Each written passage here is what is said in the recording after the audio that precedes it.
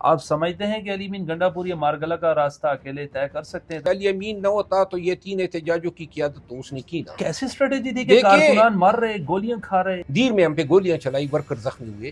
یہ سارے چیزیں ہم بھگت چکے ہیں. یہ جو لوگ نکل رہے ہیں پاکستان کے عوام خان کے لیے. مروان صاحب یہ بتائیے گا کہ پارٹی میں جو آپ کے مخالفین ہیں آپ کی بیماری پر بھی مذاق بناتے ہیں، کیا وجہ ہے سر؟ میرے خلاف اتنے پروپیگنڈے ہو گئے، ہر بہتان، ہر جھوٹ، ہر الزام درا گیا. اب الحمدللہ اتنے الزام درے گئے کہ ہم الزام پروف ہو گئے.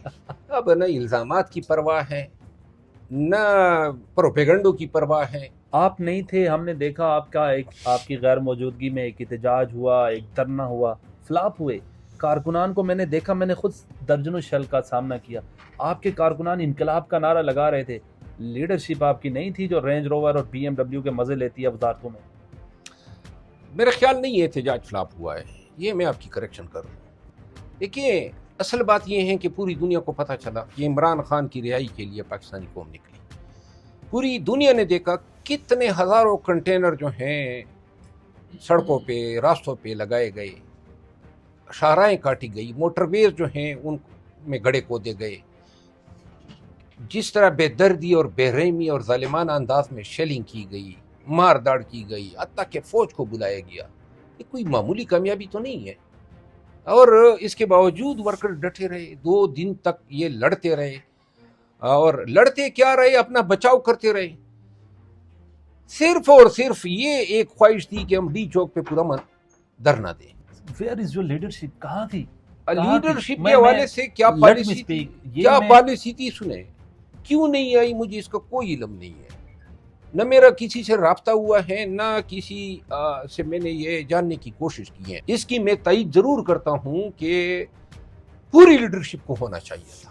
میں نے اعظم سواتی صاحب کا انٹرویو کیا ان کی گرفتاری سے پہلے، علی امین گنڈاپور کا کیا جب وہ کے پی ہاؤس میں انٹرویو. وہ کہتے ہیں جی ہمارے فائرنگ ہو رہی ہے، ہم ڈی چوک آ گئے، پھر وہ مارگلہ کی راستہ پکڑ کر ہری پور چلے گئے.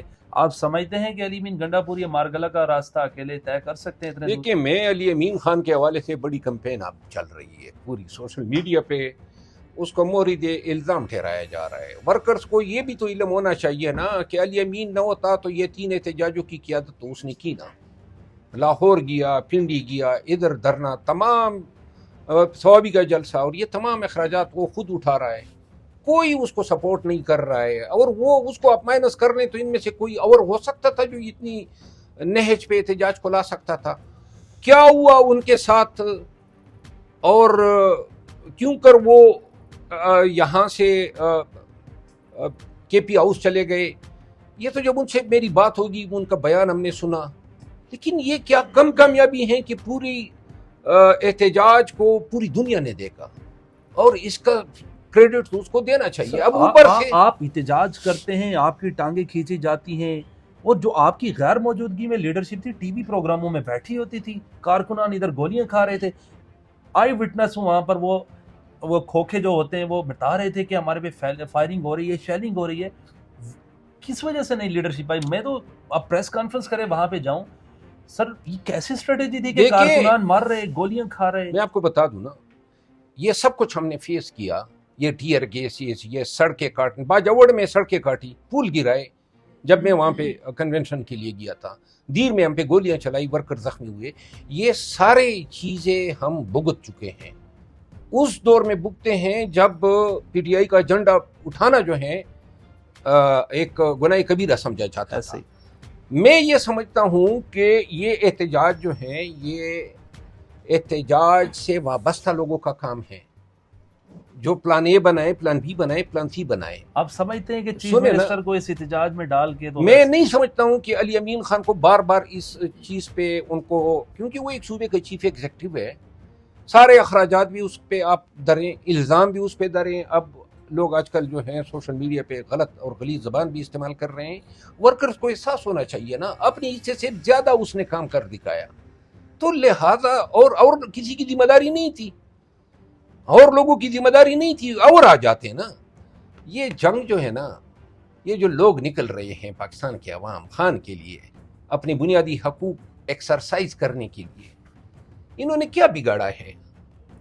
کسی پولیس والے کے ساتھ کوئی زیادتی کی ہو، کوئی پولیس پہ کوئی تشدد کیا ہو، کیوں بار بار آپ لوگ آ کے لوگوں سے یہ حق چھین رہے ہیں؟ آپ قانون کے دائرے میں رہتے ہوئے کیوں اپنے اختیارات ایکسرسائز نہیں کرتے؟ کس قانون نے آپ کو یہ اختیار دیا ہے؟ تو لہذا یہ بھی ایک وقت ہے، گزر جائے گا۔ کاف بنا لی گئی، کاف لیگ بنا لی گئی۔ مشرف صاحب کے دور میں یہ چیز فوجیوں کی ماننی پڑے گی۔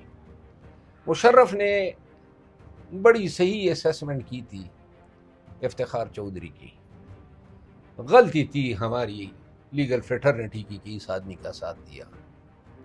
اور میرا خیال ہے، اب میں یہ سمجھتا ہوں کہ جو ریفرنس قاضی فائز عیسیٰ کے خلاف آیا تھا، ہمدردیاں اس وقت ہماری ان کے ساتھ تھی۔